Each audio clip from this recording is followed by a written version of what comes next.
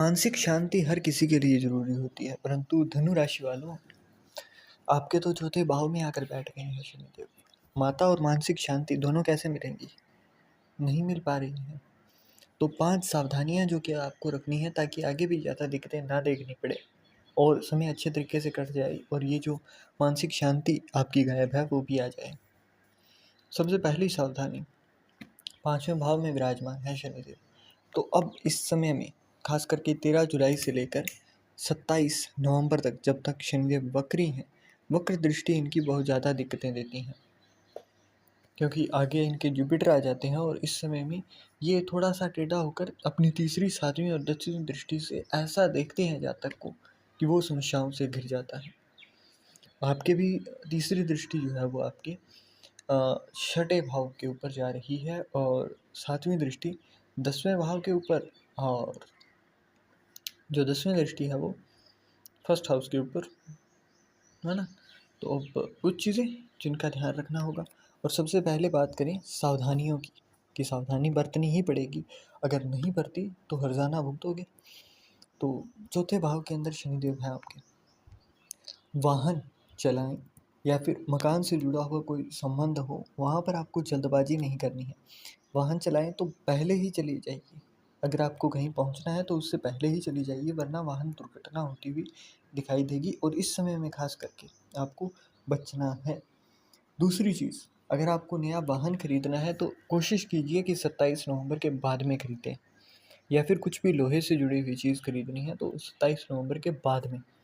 अभी तक ऐसा कुछ नहीं है कि बहुत वैसे अच्छे रिजल्ट देते हैं, परंतु अभी जो लोहा भी लाएंगे आप, जो भी शनिदेव की चीज़ लाएंगे, वो आपको लॉन्ग टर्म के लिए फ़ायदा दे। क्योंकि अगर आप वाहन खरीदेंगे तो वो भी कम से कम तो 5-7 साल चलाएंगे, है ना। तो ये चीज़ें आपको ध्यान में रखनी है। लोहा भी अगर कोई खरीदेंगे तो वो भी। अब यहाँ पर छठे भाव के ऊपर दृष्टि जा रही है, तीसरी। तो अपने शत्रुओं से जुड़ी हुई चीज़ों के ऊपर ध्यान देना है, किसी के ऊपर भी भरोसा नहीं करना है। और ख़ास करके जो भी आपका मित्र बन रहा हो, जो भी, क्योंकि यहाँ पर शनिदेव आपके जो मित्र के रूप में भैंस के छुपे हुए जो होते हैं मित्र के भेष में दुश्मन, उनको आपके सामने लाते हैं। तो आपको किसी के ऊपर भी अंधा विश्वास नहीं करना है, दिक्कत होगी। चौथी दृष्टि आपकी, जो चौथी सावधानी है वो ये है कि आपके प्रोफेशन के अंदर अगर कोई चेंजेस या फिर कुछ भी एक्सपेक्टेशन है, मतलब आपको लग रहा है कि प्रमोशन हो जाएगा तो होगा, परंतु आपको ढिंढोरा नहीं पीटना है, किसी को कहना नहीं है कि इस बार मेरा प्रमोशन होने की पॉसिबिलिटी है ना, कहना ही नहीं है, किसी के साथ शेयर ही नहीं करना है। दूसरा, आपको प्रोफेशनल अगर चेंजेस लाने हैं तो अभी रुक जाइए, अभी नहीं करना है। इसके साथ साथ पांचवी जो बड़ी सावधानी है वो ये है कि आपके खुद के ऊपर जो है वो दिक्कतें आती हुई यहाँ पर दिखाई देंगी, वो परेशानियों के बादल मंडरा रहे हैं। तो अपनी वाणी के ऊपर ध्यान रखना है, अपनी ईगो, अपनी एटीट्यूड के ऊपर थोड़ा सा काम करना है। मतलब आपको यहाँ पर बहुत ज़्यादा सेल्फ रिस्पेक्ट ओरिएंटेड नहीं रहना है। बहुत ज़्यादा ये नहीं कहना है कि मैं किसी के सामने, सिर्फ मंदिर में जाओ तब कहना है कि भाई भगवान, आपके सामने सर झुका रहा हूँ, दुनिया के सामने मत झुकने देना। परंतु किसी और को ये चैलेंज नहीं करना है कि तू मेरा क्या बिगाड़ लेगा, और ख़ास करके जो आपसे नीचा हो, क्योंकि इन फ्यूचर वो आपको बिगाड़ कर दिखा सकता है। तो इस चीज़ के लिए आपको तैयार रहना है और इन चीज़ों के ऊपर काम करना है, सिर्फ सुनने से काम नहीं चलेगा। अब बात करें प्रभावों की, तो चौथे भाव के अंदर है, तो माता से जुड़ी हुई अगर आपको हेल्थ इश्यूज़ माता को आते हैं, या फिर बोन से रिलेटेड दिक्कत है, अल्ज़ाइमर है, मतलब चीज़ें भूल जाती हैं, तो उनके लिए आपको ख़ास करके ध्यान रखना है। और उनको शाम को जैसे ही सूर्यास्त हो जाए तो उसके बाद में दूध अगर देना भी है तो सूर्यास्त से थोड़ा पहले, और अगर हैबिट है तो दूध के अंदर हल्की सी चाय पत्ती डालकर दे सकते हो, परंतु सीधा दूध नहीं देना है। और अगर हो सके तो अवॉइड ही करना है, और उससे ज़्यादा फ़ायदा होगा। इसके साथ साथ तीसरी दृष्टि आपकी जॉब, आपके रोग, अपने कर्जे के ऊपर भी दृष्टि है। तो आपका जो कर्जा है उसके ऊपर लेकर आपको ये काम नहीं करना है, किसी को कहना नहीं है कि कर्जा मेरा कम हो जाए ना, अंधों की तरह व्यवहार करोगे, सिर्फ कर्म करना है और थोड़ा सा डिसिप्लिन मेंटेन करना है, क्योंकि यहाँ पर आपके स्टमक और बोन रिलेटेड दिक्कतें देखने को मिलेंगी। तो उन चीज़ों को लेकर थोड़ा सा ध्यान रखना है, क्योंकि यहाँ पर काम होगा ही। चौथे घर के अंदर होने की वजह से आपको टॉयलेट बाथरूम, है ना? सीढ़ियाँ और छत, इनके ऊपर अगर कोई कंस्ट्रक्शन करवा रहे हैं, कोई चीज़ फिर से तोड़कर सही करवानी है, तो ऐसे में अभी तक 27 नवंबर तक आपको वेट करना है।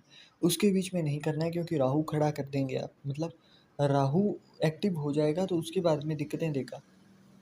अचानक फाइनेंशियल लॉस होना, मेडिकल के ऊपर पैसा खर्च होना, हेल्थ इश्यूज़ हो जाना, कोर्ट के पैसे लगना, एक्सीडेंट हो जाना, तो ये चीज़ें बचानी है तो अभी तक 27 नवंबर तक आपको वेट करना है। 10वीं दृष्टि फर्स्ट हाउस के ऊपर है, नेगेटिव थॉट्स आएंगे, बेचैनी होगी, और किस चीज़ को लेकर हो रही है वो भी आपको क्लियर नहीं होगा, और बार बार होगी ये बेचैनी। मतलब रात को सोने जाएंगे तब भी आपको सोचने को मिलेगा कि हो क्या रहा है, चल क्या रहा है लाइफ के अंदर, है ना? तो ये चीज़ें देखने को मिलेंगी, बेचैनियाँ भी होंगी, तो वेट करना है थोड़ा। इसके साथ साथ यहाँ पर आपके कुछ परिणाम जो है, क्योंकि आप सभी जानते हो कि शनिदेव की क्या चल रही है आपके साथ, तो शनिदेव से आपको ज़्यादा दिक्कतें ना हो, इसके लिए कुछ बचाव के लिए भी करना है। हमें यहाँ पर सहारा लेना है चंद्रमा का ही, चौथे भाव में है। अगर आपके घर के आसपास कोई कुआं है या फिर कोई जलाशय है, जहाँ पर मतलब जीव जंतु रहते हैं और वो सार्वजनिक जगह है, तो अगर कुआं है तो उसके अंदर आपको जल, और जल के अंदर आपने थोड़ी सी शक्कर डालनी है और कच्चा दूध डालना है। जल नाम मात्र होना चाहिए और कच्चा दूध ज़्यादा हो, वो ले जाकर डेली डालना शुरू कर देना है 13 जुलाई के बाद से, और 43 डेज तक कम से कम करना है, और बस इतना ही करना है आपको, आपको रिजल्ट मिल जाएगा। इसके साथ साथ अगर किसी के पास कुआं नहीं है घर के आसपास, तो जलाशय होगा जहाँ पर मछलियाँ रहती हैं, तो ऐसे में वहाँ पर आपको आटे की गोलियाँ बनानी है श्री राम कहते हुए, और उन आटे की गोलियों को डेली डालना शुरू करना है। अब इससे होगा क्या कि जब शनिदेव दिक्कतें दे रहे हैं तो वहाँ से ही निकाल कर आपको धन भी देना शुरू कर देंगे। आपकी लाइफ के अंदर प्रोस्पेरिटी, समृद्धि, और समृद्धि सिर्फ धन वाली समृद्धि नहीं होती है, ये स्वास्थ्य से भी समृद्धि मिलेगी, मानसिक समृद्धि भी मिलेगी, धन की भी मिलेगी, वैभव भी मिलेगा, सुख भी मिलेगा, लग्जरी लाइफ भी मिलेगी। आप देना तो शुरू करिए। इसके साथ साथ आपको, क्योंकि फर्स्ट हाउस के ऊपर दिक्कत है, तो आपको गले के अंदर चांदी धारण करना फायदेमंद रहेगा, है ना? गले के अंदर अगर चांदी ना धारण कर पाए तो पीले रंग का सूती धागा, है ना, उसकी 7 बार उसको मतलब लपेट कर, मतलब 7 लपेटे लगाकर फिर उसकी एक गांठ लगाकर फिर उसको गले में धारण करना है। इसके साथ साथ कुछ चीज़ें जो कि आपको और भी करनी होंगी, तो 10वें भाव के अंदर दृष्टि है तो सर को ढक कर रखना ही फायदेमंद होगा, जैसे भी हो पाए। अगर आप पुरुष हैं तो भी सर को ढकने के लिए आप कैप का यूज़ कर सकते हो, और सिर को जितना ढक के रखोगे उतना ज़्यादा अच्छा है, राहु का भी नेगेटिव इम्पैक्ट आपके ऊपर कम पड़ेगा। ज़्यादा एक्साइटमेंट किसी काम में नहीं दिखानी है, क्योंकि राहु की भी दृष्टि है आपकी, है ना? तो राहु की दृष्टि की वजह से आपको ज़्यादा एक्साइटमेंट नहीं दिखानी है, पराक्रम आपका अच्छा होगा, बुरी से बुरी कंडीशन से भी आप निकल के आओगे। बस चीज़ों को थोड़ा टाइम के लिए भगवान भरोसे छोड़ दो, आपको इम्पैक्ट अपनी लाइफ के ऊपर अपने आप दिखाई देगा। और धनु राशि वालों से आशा करता हूँ कि जो भी चीज़ें मैंने बताई हैं, आप सिर्फ उनको सुनकर नहीं छोड़ देंगे, उसके ऊपर वर्क भी किया जाएगा आपकी तरफ से।